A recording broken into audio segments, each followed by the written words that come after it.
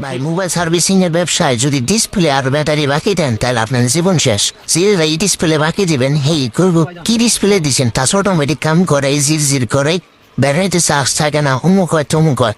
তাছাড়া ভাই যারা নগদ টাকাটা কাজ করে নেয় তাকে কোনোদিনও সমস্যা হয় না। আমরা দেখছি 5 বছরের লাইফ আমি মিলাই দেখলাম যারা নগদ টাকা দেয় ডিসপ্লে ব্যাটারি লাগায় নেই তাকে কোনো সমস্যা হয় না।